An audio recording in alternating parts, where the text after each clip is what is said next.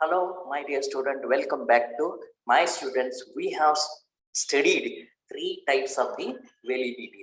First one was the face validity. Second one was the content validity, and third one was the predictive validity in my last period.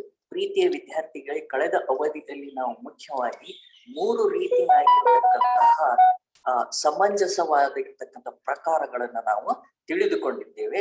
ಅವು ಯಾವುವು ಅಂದರೆ ತೋರಿಕೆಯ ಸಮಂಜಸತೆ, ವಿಷಯ ಸಮಂಜಸತೆ ಅಥವಾ ಪಠ್ಯ ಸಮಂಜಸತೆ, ಇನ್ನೊಂದು ಊಹಾತ್ಮಕ ಅಥವಾ ಪ್ರವೃತ್ತಿ ಸಮಂಜಸತೆ. So in this session definitely we will capture the some of the perspectives of the concurrent validity and construct validity as well. ಇಂದಿನ ಒಂದು ಅವಧಿಯಲ್ಲಿ ನೀವು ಮುಖ್ಯವಾಗಿ ಈ ಒಂದು ಕಾನ್ಕರೆಂಟ್ ವ್ಯಾಲಿಡಿಟಿ ಮತ್ತು ಇನ್ನೊಂದು ಕನ್ಸ್ಟ್ರಕ್ಟ್ ವ್ಯಾಲಿಡಿಟಿ ಅನ್ನೋದ್ರ ಬಗ್ಗೆ ಅಧ್ಯಯನ ಮಾಡ್ತೀವಿ. ಕಾನ್ಕರೆಂಟ್ ವ್ಯಾಲಿಡಿಟಿಗೆ ಕನ್ನಡದಲ್ಲಿ ಸಹಗಾಮಿ ಸಮಂಜಸತೆ ಅಂತ ಕರಿತೀವಿ. ಓಕೆ, ಕನ್ಸ್ಟ್ರಕ್ಟ್ ವ್ಯಾಲಿಡಿಟಿಗೆ ನಾವು ಕನ್ನಡದಲ್ಲಿ ರಚನಾ ಸಮಂಜಸತೆ ಅಂತ ಹೇಳ್ತೀವಿ. Let us move on to the first one, concurrent validity. Okay, so ಸಹಗಾಮಿ ಸಮಂಜಸತೆಯ ಬಗ್ಗೆ ನಾವು ಅದರ ಬಗ್ಗೆ ಅರ್ಥವನ್ನ ಮಾಡಿಕೊಳ್ಳೋಣ. Concurrent validity correlating the test score with another set of the criterion scores. Concurrent validity refers to the extent to which the test scores corresponding to already established or accepted performance known as criterion.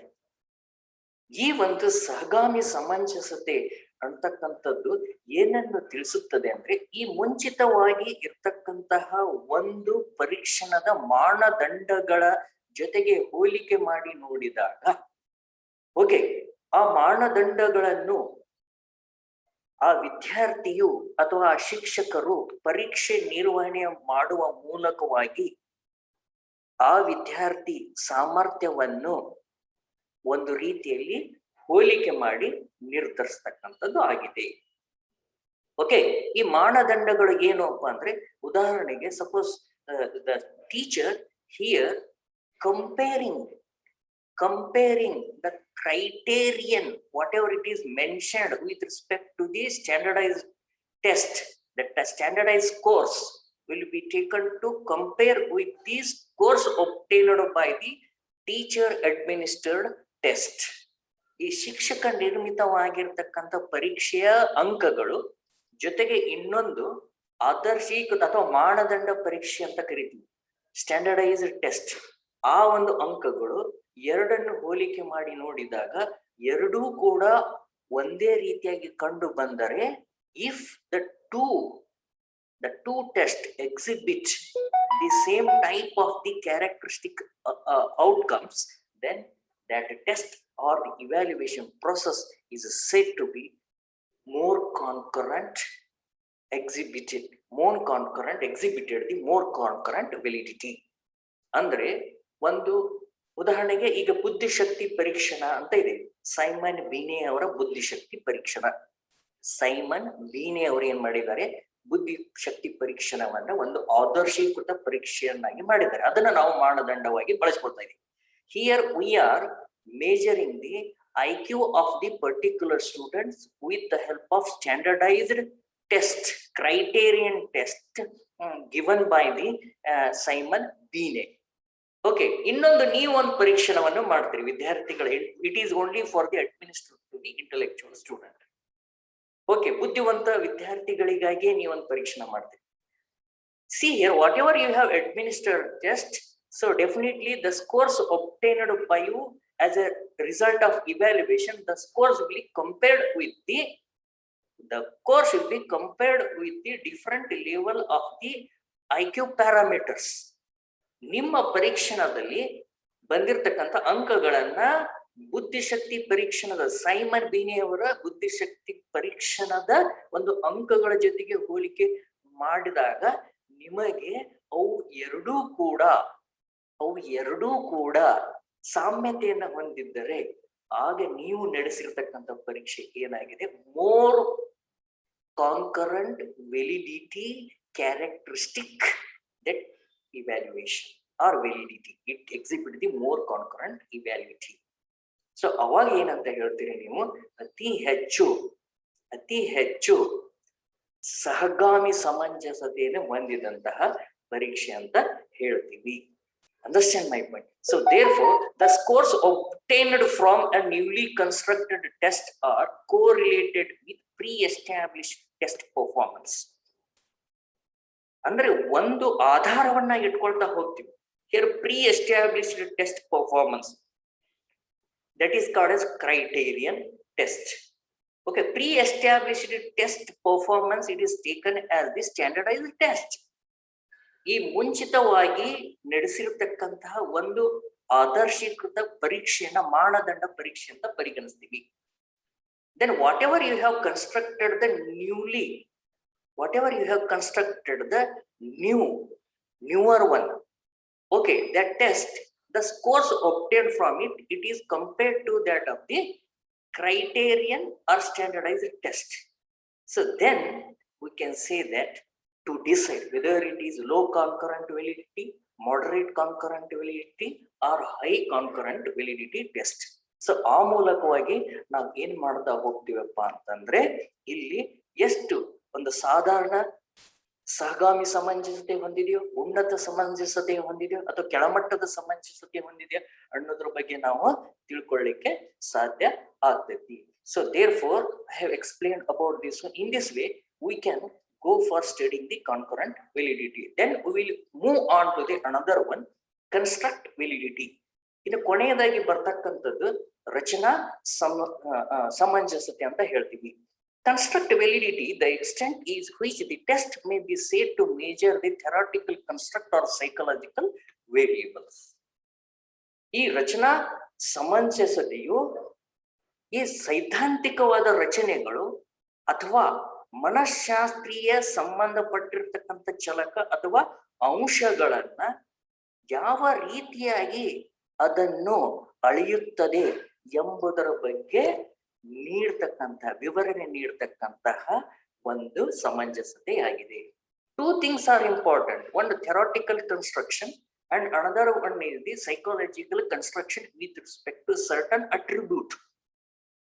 So usually psychological variables are that we are observing here: aptitude, attitude, interest, intelligence, creativity. Understand my point? Any kind of the performing activity. So these are abstract in nature of the learner. So ಈ ಉದಾಹರಣೆಗೆ ಈ ಬೌದ್ಧಿಕ ಶಕ್ತಿ, ಆಸಕ್ತಿ, ಹೌದಾ, ಅವನ ಸಾಮರ್ಥ್ಯಗಳು, ಅವನ ಸೃಜನಶೀಲತೆ, ಭಾಗವಹಿಸುವಿಕೆ, ಈ ಮನಃಶಾಸ್ತ್ರೀಯ ಅವನ ಮೋಟಿವೇಶನ್ಸ್, ಪ್ರೇರಣಾ ಸಾಮರ್ಥ್ಯ, ಸೊ ಇವೆಲ್ಲ ಅಂಶಗಳನ್ನ ನಾವು ಈ ಒಂದು ಪರೀಕ್ಷಣದಲ್ಲಿ ಬಳಸಿಕೊಳ್ತಾ ಇದ್ದೀವಿ. ಅವು ಎಷ್ಟರ ಮಟ್ಟಿಗೆ ಇವೆ ಅಂತಹ ಒಂದು ಪರೀಕ್ಷಣ ಈ ಸೈದ್ಧಾಂತಿಕ ರಚನೆಗಳು. So these are purely abstract in nature. Okay, students themselves with the help of their own experiences is going to constructing all these information. He will construct such type of the variables here. ವಿದ್ಯಾರ್ಥಿಯು ಈ ರಚನೆಗಳನ್ನ ಏನ್ ಮಾಡಿಕೊಂಡಿರ್ತಾನೆ ಅವುಗಳನ್ನ ನಾವು ಅಳಿತಕ್ಕಂಥದ್ದು ಆಗಿರ್ತೈತಿ. Construct validation is the process of determining the extent to which a particular test measures the psychological construct that the test makers intended to measure. ಈ ಪರೀಕ್ಷಣೆ ತಯಾರಿಸಿದಂತ ಅಥವಾ ನಿರ್ವಹಣೆ ಮಾಡತಕ್ಕಂತ ವ್ಯಕ್ತಿ ಯಾವ ಒಂದು ಮನಃಶಾಸ್ತ್ರೀಯ ರಚನೆಗಳನ್ನ, ಪರೀಕ್ಷಣಗಳನ್ನ ಅವನು ಅಳತೆ ಮಾಡಲು ಬಯಸುತ್ತಾನೆಯೋ ಆ ಪರೀಕ್ಷಣವು ಆ ಅಂಶಗಳನ್ನ ನೈಜವಾಗಿ ಅಳೆದರೆ ಓಕೆ, ಅಂತಹ ಪರೀಕ್ಷಣ ಒಂದು ರಚನಾ ಸಮಂಜಸತೆಯ ಹೊಂದಿದ ಪರೀಕ್ಷಣ ಅಂತ ಆಗಿದೆ. ಈಗ ಉದಾಹರಣೆಗೆ ಬುದ್ಧಿಶಕ್ತಿ ಪರೀಕ್ಷಣ, ಇದನ್ನ ನಾವು ಬಳಸಿಕೊಂಡು creativity, ಸೃಜನಶೀಲತೆಯನ್ನ ಅಳೆಯೋದಕ್ಕಾಗದಲ್ಲ. Understood my point? The extent to which a test measures the abstract attributes or the qualities which are not operationally defined. ಇವು ಪೂರ್ವ ನಿರ್ಧಾರಿತವಾಗಿ ನಮ್ಗೆ ಇವುಗಳನ್ನ ಗಮನಿಸೋದಕ್ಕೆ ಆಗೋದಿಲ್ಲ. ಈ ಒಂದು ಅಮೂರ್ತ ರೂಪದಲ್ಲಿ ಇರ್ತಕ್ಕಂತಹ ಅಂಶಗಳಾಗಿದ್ದಾವೆ. ಓಕೆ, ಸೊ ಹೀಗಾಗಿ ಇವುಗಳನ್ನ ಬಳಸಬೇಕು ಬೇಕಾದಪ್ಪ ಅಂತಂದ್ರೆ ನಾವು ಮನಃಶಾಸ್ತ್ರೀಯ ಅಂಶಗಳನ್ನ ಕಡೆಗೆ, ಗುಣಲಕ್ಷಣಗಳ ಕಡೆಗೆ, ಮನಃಶಾಸ್ತ್ರದ ವ್ಯಕ್ತಿಯ ಮನಃಶಾಸ್ತ್ರದ ಗುಣಲಕ್ಷಣಗಳ ಕಡೆಗೆ ಹೆಚ್ಚು ಪ್ರಾಶಸ್ತ್ಯತೆಯನ್ನ ಕೊಡಬೇಕಾಗ್ತದೆ. The test measures the personality traits or the mental processes as defined by the test maker is known as construct validity of the test. ಒಂದು ಪರೀಕ್ಷಣದ ರಚನಾ ಸಮಂಜಸತೆಯು ಆ ಒಂದು ಪರೀಕ್ಷಣ ತಯಾರಕನ ಒಂದು ಉದ್ದೇಶಕ್ಕನುಗುಣವಾಗಿ ವ್ಯಕ್ತಿಯ ವ್ಯಕ್ತಿತ್ವದ ಅಥವಾ ಮಾನಸಿಕ ಪ್ರಕ್ರಿಯೆಗಳ ಕುರಿತಾಗಿ ನೈಜವಾಗಿ ಆ ಗುಣವನ್ನ ಅಳೆದರೆ ಅದು ಹೆಚ್ಚು ರಚನಾತ್ಮಕ ಸಮಂಜಸತೆಯನ್ನು ಹೊಂದಿದಂತಹ ಒಂದು ಪರೀಕ್ಷಣವಾಗಿದೆ ಅಂತ ಹೇಳ್ತೀವಿ. While constructing the test on intelligence, attitude, mathematical aptitude, critical thinking, study skills, anxiety, logical reasoning, reading comprehension, etc., we have to go for the construct validity. ಈಗ ಕೆಲವೊಂದು ಪರೀಕ್ಷೆಗಳನ್ನ ರಚನೆ ಮಾಡತಕ್ಕಂತ ಸಂದರ್ಭದಲ್ಲಿ ಬುದ್ಧಿಶಕ್ತಿ, ಮನೋಭಾವ, ಅವನ ಗಣಿತೀಯ ಸಾಮರ್ಥ್ಯ, ಅವನ ವಿಮರ್ಶಾತ್ಮಕ ಯೋಚನೆ, ಅಭ್ಯಾಸದ ಕೌಶಲ್ಯಗಳು, ಅವನ ದ್ವಂದ್ವ, ಗೊಂದಲ ಅಥವಾ ಅವನ ಒಂದು ತಾರ್ಕಿಕ ಸಾಮರ್ಥ್ಯ, ಅವನ ಒಂದು ಏನು ಯಾವ ಒಂದು ವಿಷಯವನ್ನು ಓದ್ತಾ ಇರ್ತಾನೆ, ಓಕೆ, ಅವನ ಓದುವ ಗ್ರಹಿಕಾ ಸಾಮರ್ಥ್ಯ, ಈ ಎಲ್ಲ ಅಂಶಗಳನ್ನ ಇಲ್ಲಿ ಪರಿಗಣಿಸಬೇಕಾಗುತ್ತದೆ. Okay, with this my dear learner, in this session we have covered the construct and the concurrent validity. These are also the two important types of the validity in this period. ಪ್ರೀತಿಯ ವಿದ್ಯಾರ್ಥಿಗಳೇ, ಇಂದಿನ ಒಂದು ಅವಧಿಯಲ್ಲಿ ನಾವು ಈ ಒಂದು ಸಹಗಾಮಿ ಮತ್ತು ರಚನಾ ಸಮಂಜಸತೆ ಬಗ್ಗೆ ಅಧ್ಯಯನ ಮಾಡಿದ್ದೀವಿ. I hope you have understood very well about all these information. Okay, so ನಾನು ಆಶಿಸ್ತೇನೆ ನಿಮಗೆಲ್ಲರಿಗೂ ಕೂಡ ಈ ಒಂದು ವರ್ಚುವಲ್ ಸೆಷನ್